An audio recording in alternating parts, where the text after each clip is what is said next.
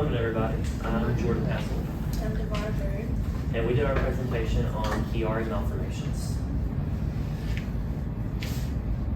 Okay, so what are we going to learn today? Today we're going to define just exactly what Chiari malformations are and the causes of it. We're going to discuss the clinical manifestations and the signs and symptoms of them. We're going to review the potential functional limitations that may occur with this disorder. We're going to identify specific tests and measures that can be used to diagnose Chiari malformations. We're then going to discuss the differential diagnosis of these disorders. We'll outline the rehabilitation phases and protocols that are typical for it, and then discuss the expected outcomes. So what are Chiari malformations? So by definition, these are a translation or a displacement of the cerebellum and or the brainstem inferiorly through the foramen magnum, which is the opening between the skull and the spinal cord that the spine runs through. And there are 4 different types of malformations, and each of them vary in degrees of displacement and severity. And one of the things you can see in this photo is that Chiari malformations can block the flow of cerebral spinal fluid, which can be cause a lot of complex issues. So what are the causes of Chiari malformations? So typically this occurs due to a disruption in the structure of the brain or the skull that will occur during fetal development. However, at times, in rare situations, this can occur after birth and can occur due to situations such as brain tumors, cysts, or intracranial hypertension. And then along with this, it can also occur secondary to specific underlying health conditions. And this may be spina bifida, achondroplasia, or Goldenhar syndrome. So Chiari type 1. So this is the most common type of Chiari malformations. And in this type, you will see the inferior section of the cerebellum pushes into the foramen magnum. And this is typically diagnosed in childhood or early adulthood. And it's often discovered by accident, and that will occur when they are undergoing examining for another condition. They sometimes will find this. And so as you can see in this photo, on the left side we have a normal brain, and then on the right you'll see what it looks like with the Chiari type 1 malformation. And so you'll see the inferior section of the cerebellum kind of extending into the foramen magnum. So for type 2, this involves both the cerebellum and the brainstem, and once again, it is pushing into the foramen magnum. And this type is typically associated with myelomeningeal, which is a form of spina bifida. And then it's a form of spina bifida where the spine and the spinal canal do not properly close after birth. And then this is also most associated with hydrocephalus, which is just abnormal buildup of cerebral spinal fluid, which can cause excess pressure on the tissues in the brain. And that's what we're seeing in this photo as well, is on the right, we're seeing the brain with the hydrocephalus, so we're seeing an enlarged head due to the swelling. So for type 3, this one is where the cerebellum will herniate through the opening in the skull. And you will typically be able to see this right after birth and be able to diagnose it, or in times you will be able to see it during the pregnancy when the mother is receiving an ultrasound. This type is a lot more rare and severe than the previous 2 types, and it can also result in encephalophysis, which is a sac-like protrusion of the brain and its membranes through the opening of the skull. And then finally, for Chiari type 4, this is where the cerebellum is undeveloped and or missing parts, and this can be called cerebellar hypoplasia. And in this, the skull or the spinal cord may be visible, and this is the rarest and most life-threatening type, and sadly, because of that, it has an extremely high infant mortality rate. So for the clinical manifestations of Chiari malformations, we wanted to kind of break it up based off of the type that we're looking at, and then section it off onto the signs and the specific symptoms.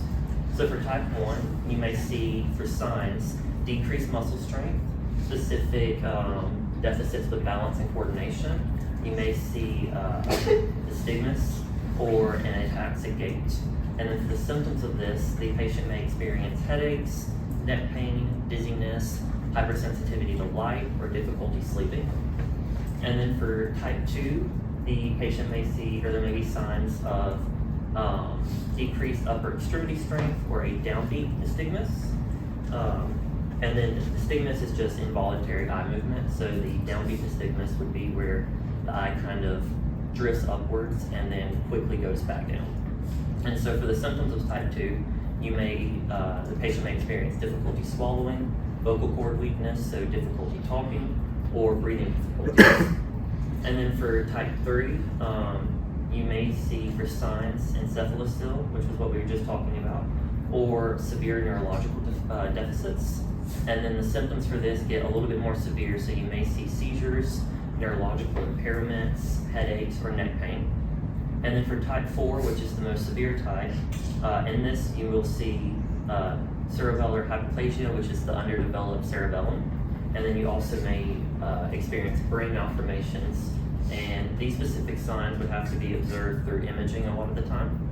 And then the symptoms for this could be cognitive and motor delays, difficulty breathing, difficulty gaining weight, and then as discussed earlier, a lot of the infants with type 4 do not survive. So for functional limitations of Chiari malformations, overall, these 4 types can lead to difficulty ambulating because, as we saw, a lot of the types are associated with decreased muscle strength and can also cause ataxic gait. So it can affect a person's ability to walk. It can also affect or cause an inability to perform specific ADLs. So that is also tied to the decreased muscle strength and just hindering their ability to perform certain activities. They may have challenges with eating and drinking due to the swallowing difficulties, difficulty with fine motor skills, or they may have limited cervical range of motion due to the increased neck pain that they may experience. Okay, for the tests and measures, these are the various ones that we discovered with diagnosing Chiari malformations. So you have a sleep study, which is where they monitor the breathing, snoring, and possible seizure activity throughout the sleep study. And it would also help to diagnose sleep apnea, which could be associated with Chiari malformations as well.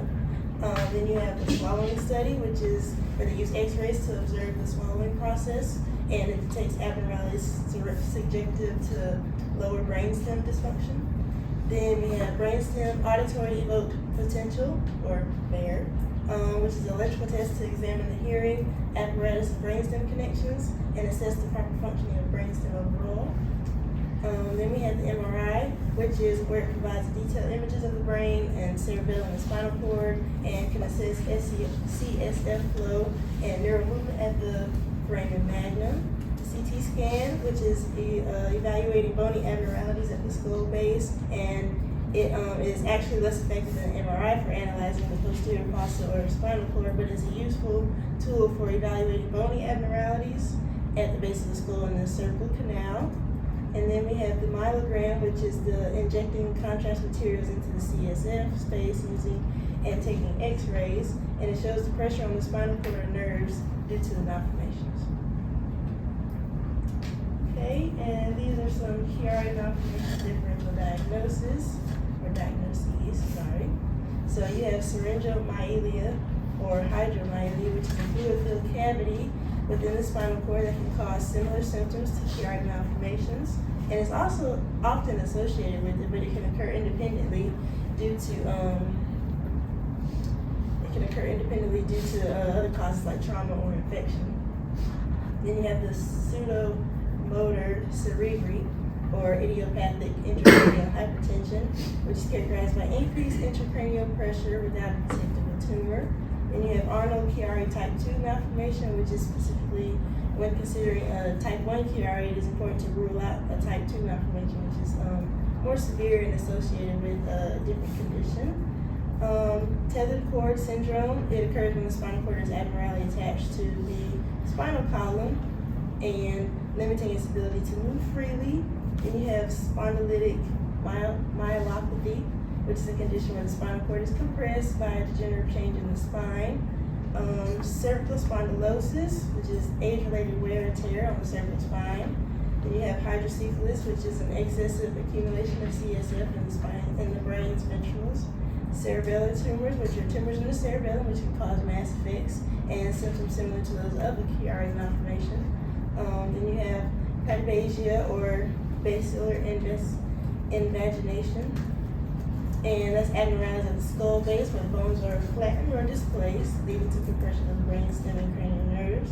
Then you have craniosynostosis, which is a premature fusion of the skull bones, which can alter the shape of the skull.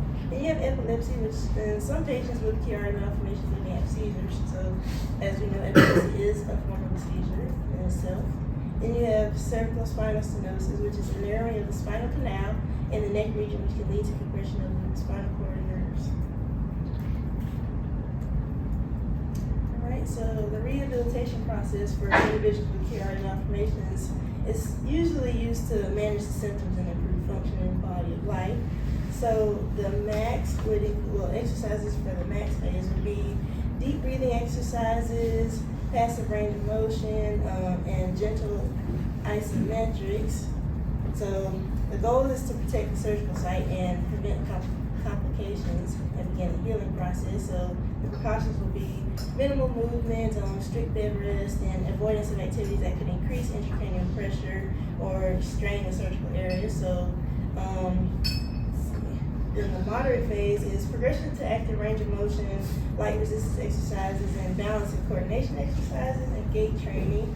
The goal is to gradually increase activity level, improve strength and endurance, and prepare for more functional activities. And precaution would be to avoid lifting heavy, straining, or activities that can cause a sudden increase in intracranial pressure. And then for the minimum, you have increased intensity of strength and endurance exercises, functional exercises, aerobic conditioning, swimming or walking, and advanced dynamic control coordinated movements. So the goal is to restore full function, improve mobility, and return to pre-surgery activities or adapt to new functional levels, and avoid high-impact activities or sports that could lead to head or neck trauma.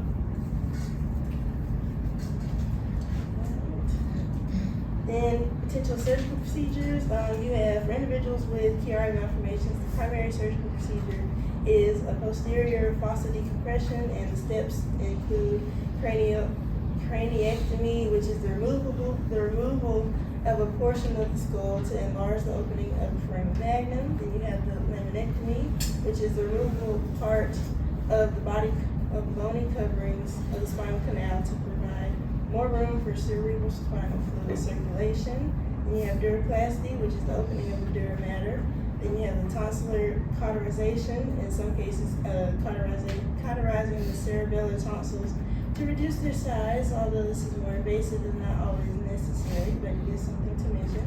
And then you have the artificial plate insert, which is the placement of an artificial plate over the area where the skull was removed to protect the underlying structures. So the likely outcomes for Chiari malformations can vary, but these are some. You have symptom improvement, stabilization, persistent symptoms, which is unfortunately one thing that can happen.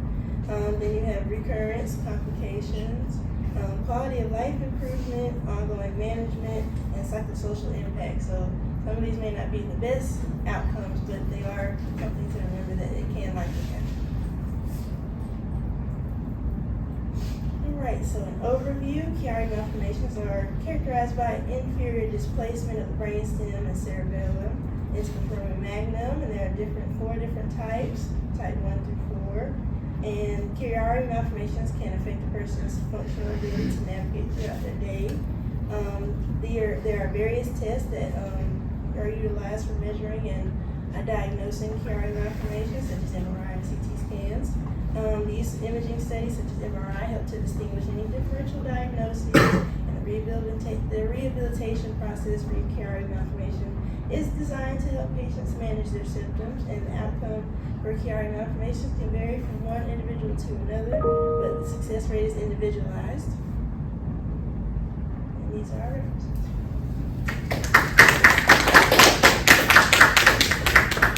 Thank you. Are there any questions? So go back to your slide that said functional limitation. So great. So the functional limitations, so impairments lead to functional limitations. If you go back. All right. So your signs and symptoms, right?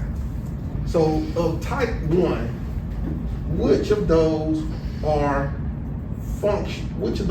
considered impairments or problems for us as physical therapists? Decreased muscle strength. So guess what?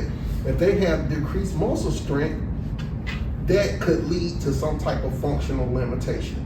So if they have decreased muscle strength of the glute maximus muscles, they may have a tough time with going from sit to standing. All right. If they have decreased eccentric strength of the quads and decreased eccentric strength of the glutes, they may have a tough time controlling their sitting. Does that make sense? So we want to look at these impairments, or sometimes referred to as dysfunctions, used interchangeable, impairment, dysfunction. That is what we need to be taking a close look at. So balance and coordination deficits, right? So we know that Chiari malformations can cause balance and coordination deficits. So what do we treat? What do we assess and treat? Balance and coordination deficits, okay? The physician is going to treat the pathology. We are assessing and treating the impairments that are associated with the pathology, right? So we're not ever treating the pathology or the condition. The physician is doing that. The internal medicine doctor is doing that. We are assessing and treating the associated impairments. Sometimes we refer to them as problems, all right, in the world of physical therapy. So you're looking at nystagmus. Now, if that is associated with maybe with vertigo, then we may treat that in that case, okay? Of course, ataxic gait. Now with ataxic gait, we're gonna most definitely address that and treat that. That's a problem. Then if you go on decrease of extremity strength, is that in our domain? That's out within our scope? Yes. So I just want you to get an idea of how we approach different patients who come to us with different medical diagnoses, okay? And so we get a medical diagnosis. Are we actually treating that medical diagnosis? No, we're assessing and treating the problems that are associated with that diagnosis.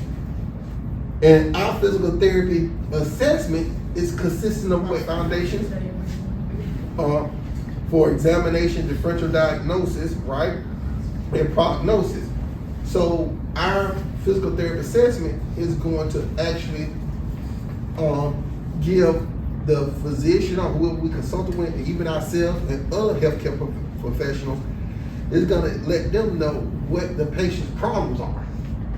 So our physical therapy assessment is going to be decreased muscle strength, poor balance and coordination, poor timing and sequencing, decreased upper extremity strength, okay, and thus forth. So decreased upper extremity strength. So go back to your functional limitations, right? So we say inability to ambulate, an inability to perform specific ADLs. So they have decreased upper extremity strength, and they in a chair that has an armrest. What may they have a tough time doing? Pushing up from the chair. So we just have to think about these things as therapists, what the person can present with. Right there. Now, I know achondroplasia is like dwarfism of a limb or extremity, but I will admit I don't know what Golden syndrome is. Can you explain that to me? So I had to look that up. Goldenhar syndrome is for people who are born with, at times it can be partially formed or completely absent ears. And instead they may have specific like growths over their eyes or over their ears. And this condition is also associated with spinal deformities and certain conditions of the spine. Okay, and what you said first, lack of growth of the ears? Yes, sir. Okay, all right. Good. Thank you for that.